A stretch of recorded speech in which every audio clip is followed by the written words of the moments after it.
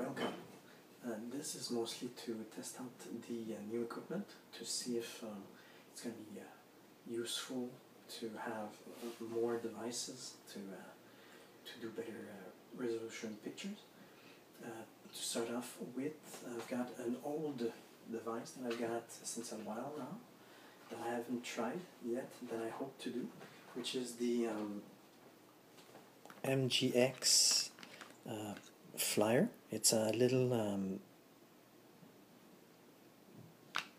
hexacopter that has been very good at a bigger size. Now I've ordered two of the smaller sized factory devices because I wanted to test if it was possible to do high altitude shots of the areas where I will be going, like in parks, to see the parks from the top, from above, and eventually maybe go into different, I'm not sure if we see it well here, if it's going to be possible to go to different areas of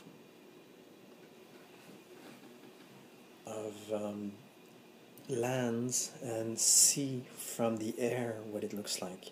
So eventually that's the idea. That's the idea of having such a device. What I will probably do is go to different areas where they've got land for sale and just scout with the tail kick the perimeter surroundings, and depending on what they've got on site, have an idea of what the price could be, because it's very difficult to evaluate a land without seeing the whole picture. Then this would be sent up, and from the air taking a few shots of what the general area looks like, especially to find out if there are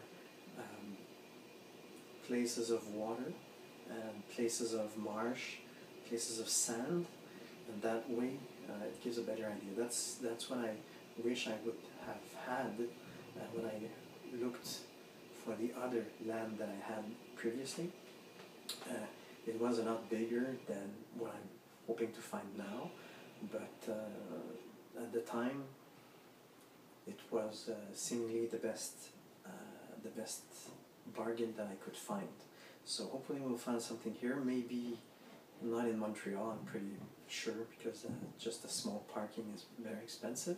But if I find some places around Montreal, maybe a little down south, closer towards New York, I could take the bus there, or Uber or something like that, and then with the tail kick get to the land, or survey the land with the tail kick, and of course the cameras that I will have, and eventually place myself on the land, the different places, send this up, take a few pictures, change position, go to another area, take a few more pictures, and have a better idea of what it looks like from the air. So I'm not exactly sure how I'm going to do it for now. I've got this tiny FPV, which is sending real life images. The thing is, when you do that, is that the resolution is less good because it's sending the picture first off, so there's interference in the air, and second off is when you do video, it cuts down about half the resolution from what I've seen of the different devices, including the cell phones usually. So I'm probably gonna try to find a small camera like this, which would ideally have an included battery and just a picture mode, highest resolution as possible, maybe even 4K if it's possible. Not sure if they make it in this size, in this form factor yet, but it would be better. I would not need the antenna in that case, and it would take less batteries, because the other problem when you use a small device, a small flying device to take pictures, adding a video camera to it, from what I've seen of experience, drains a lot of the battery. if you take just a picture, it drains almost nothing, except the weight it adds on, and it should allow me to do a lot more pictures. Having two of those will probably allow me to do like a 15-minute charge on one device while I use the other, and if I need to do other shots for X reason, I can just wait 15 minutes and have the other one ready while this one charges. So I've got a total of 3 portable batteries, small, that I could use with these, and including the phones and the earpiece, and I've got a bigger battery bank that I use with the phones exclusively for when I use the pocket cam. I use the big battery and the small phone, the bigger phone in the pocket. And now that I've got the smaller phone, I'm probably going to use that. It has a higher resolution. So yeah, using the smaller camera just for pictures would be great. I haven't seen yet if this year they offer a small form factory camera that does that, but I will see. The idea of the FPV was to be able to send the device far away without me seeing it anymore, because the problem I've got with such a size is that once you go over 30 meters, it's difficult to see by sight. So having a camera, because I've got a wider range controller, I hope my controller allows me to go up to 300 meters at least with this device.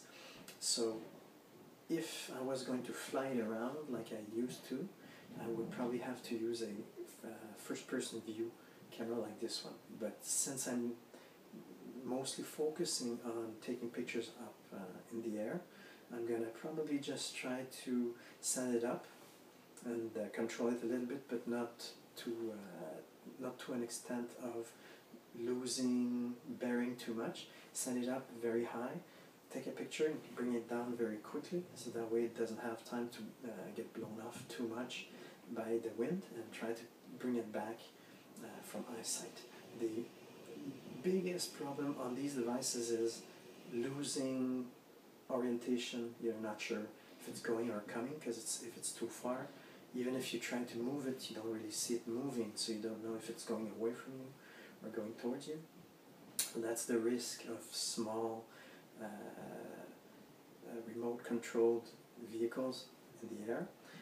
The other one I've got is about 5 times this size, so it's easier to see up to about I'd say 200 meters, 300 meters. I could see it better. So I'm not exactly sure what I'm going to do. If I'm going to use this all the time from now on, because it has my ideal amount of propellers, which is what I found work best in the wind, and size-wise it's very portable compared to the other. The other takes about a full size of a backpack. This one takes about one pocket of a backpack. So with 2 of these, the radio controller and a small camera, I would be very, very well set to take land pictures, to do the surveys and decide if it's worth investing in another land, to eventually maybe have a place to go camping where you don't feel strange and you know the surroundings, because you can go work there and not be bothered by anybody. So yeah, again, this is quite an interesting device. I've flown the other models that I had, which are about this size. The other models, though, had only 4 propellers, so they would tend to be easily blown away from the position you wanted to keep it with small gusts of winds, compared with the bigger one that I've got, which is exactly the same disposition of motors and blades. The other one was great to stay stable. I had also a bigger sized quadcopter, which was less stable than the 6 propellers that I've got on the other one. So hopefully this one will do the same thing. It would be better to fight wind displacement, and also last long enough to take plenty of pictures on your one ascension. Normally they last about 5 minutes. The big ones, small ones, they seem to tend to turn around 5 minutes, 7 minutes maximum. This one will probably last less with a camera on top compared to the other. The other lasted like 4 minutes with a bigger camera than this. They've got 1080p video that I had on the other. It was supposed to be 1080p or maybe it was 720p, I'm not sure in the end. But it really was not the best way to take pictures, I find, because it was jerky. Not sure if it was an issue with the video cards, but hopefully the next generation of videos will be better with a smaller form factor size. So that's the way I'm gonna go for the next times I'm gonna go fly. The reason I fly, of course, in parks here at the moment is because it's the only place that I've got a wide area without risking losing the device on the streets. If I could find a big land somewhere to use them more often, that would be great. So that's one of the reasons. And the other reasons is, of course, if we go into van life one day, or into station wagon life, because that's what I personally would do. I would prefer having a station wagon to sleep in, and a probably a SUV or a small pickup truck to do things like a bathroom or things like that. So maybe for 2 people having 2 different size vehicles, we can team up to make one vehicle more definite in one area, like for sleeping. So we'd have most likely either a water bed or a normal spring bed, depending if the water bed is convenient. The advantage of that is that if we need to bring water just for cleaning or things like that, we could fill up the water bed with that. The water mattress, which would serve as a water tank at the same time. And the bathroom would probably be organized in such a way to have easy access to a small bath, probably something like an inflatable bath that would fill up with water to clean ourselves, to bathe in the isolated cab area, and of course you can also do a lot of things. And the third area, which would be what I've been scavenging for lately, which was tarps. I've got 2 big tarps of 12 by 10, which would go probably on the floor to, if it's rainy or it's swampy a little bit for the soil, you can still walk on it, prepare the tarp to be waterproof. And I've ordered 2 bug nets that should arrive by the mail. I'm hopefully going to do an unboxing before middle of next month, hopefully, about them, to see if it's a good deal. And so the area would be protected from a small tarp that I've yet to find to put on top. Probably I might use transparent shower curtains, ideally, to put on top, so that would just deflect, because I found that when you go in the forest, onto the trees, when there's wind, there's a lot of dirt and bugs and leaves that fall from the air when you're under trees. So it's important to have some sort of a cover, and having a shower curtain, especially if it's transparent, you still see the sun, and that would enable, and light rain would also be deflected by that. So that would be at the outside of the 2 vehicles, which one is the bed, the other is the bathroom, and the third one would be the kitchen. The kitchen would be outside for propane stoves, and for tables, probably some sort of a fold-out or pull-out table from the vehicles at the back. So that way we'd have like a 3-room area where we would be a little secure. in one, for instance, in the station wagon, would just go in the sleeping area. It's already set up. It would be permanently set up as a bed.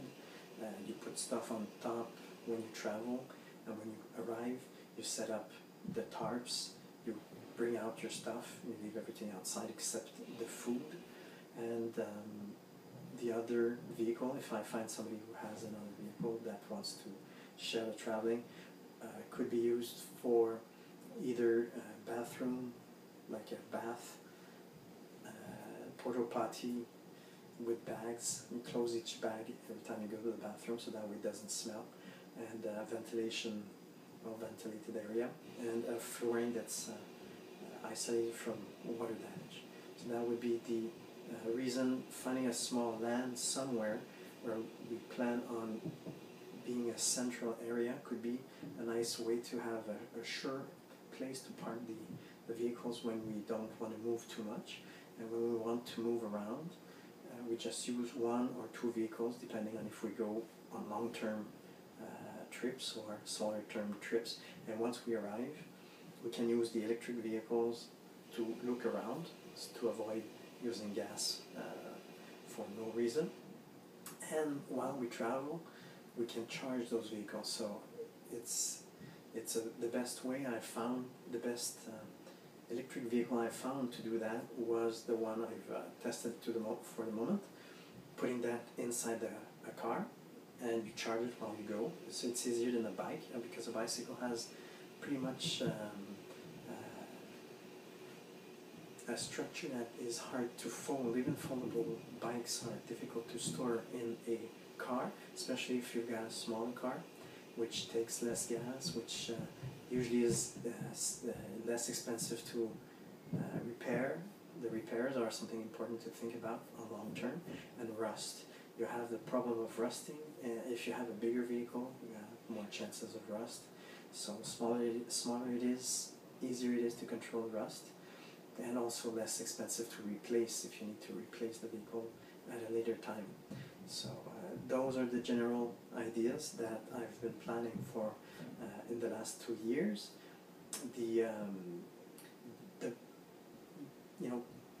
The point that is making me hesitate on what to decide for is the temperature. If we do it here in Canada, you have to plan on going in underground garages for the winter time, ideally, which is plentiful here in Montreal.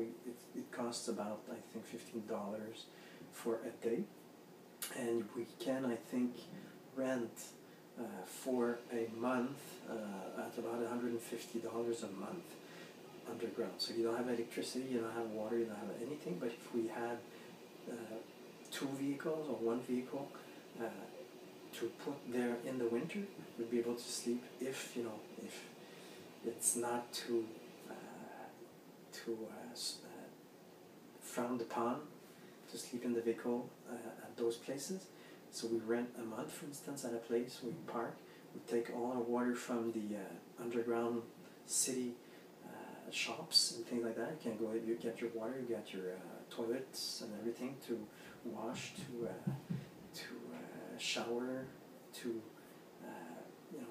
use the facilities, and you go back to the car to sleep inside the underground parkings, which are heated, which are protected from the snow everywhere. And if we definitely wanted to use the car, we just go out. It's all shoveled for free because it's included in the price. They clear the entrances to the let's say 300, 600 vehicle inside underground garages. And I believe also they are all 24-hour accessible, because bars are open as outside in the area. So that would be what I had planned last year. Reason why I had some planning to do with prices on underground garages. If it's in hotter places, then we don't need that. We can simply use normal parkings. In that case, you don't have access necessarily to every facility, but you've got more access to nature to normally do things like you would do in camping area. The only thing that bugs me a little bit, pun intended, are the black widows, or the venomous insects, which are more common in places where there's no snow. This is one of the big advantages of having a cold weather here. Cold weather normally takes care of the bacteria. Most of the bacteria are killed in winter outside, and the venomous lives are usually taken care of by that way. So that's an advantage. The other advantage also is during the winter time it's easier to heat yourself up than in the summer times trying to cool yourself down all the time, because we have access to fire or to heat sources or things like that, so usually it's a little easier for that. And also, I think health-wise, having cold periods of time is the best thing. The idea also is when you use moving vehicles, if you live inside of vehicles, when you get tired of a season, you can move to another area. For instance, we could stay here for 3 weeks in winter, 4 weeks, then we can move south to a hotter area for a while.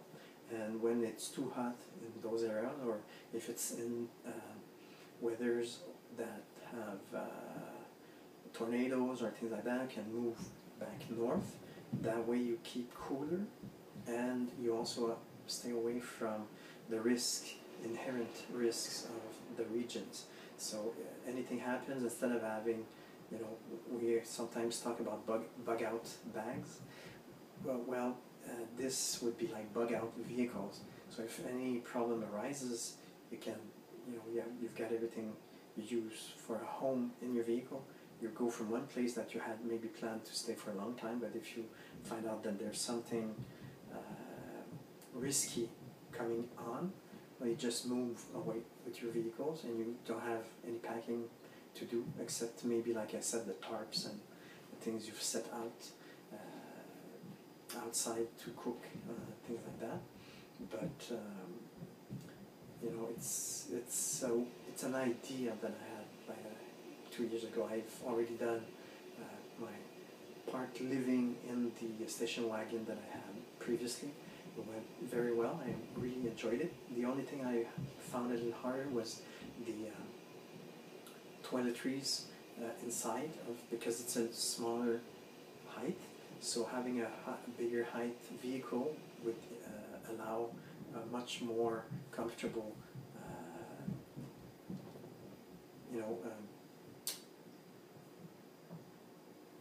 like going to the bathroom, washing, anything that requires to be a little higher, but not necessarily standing up.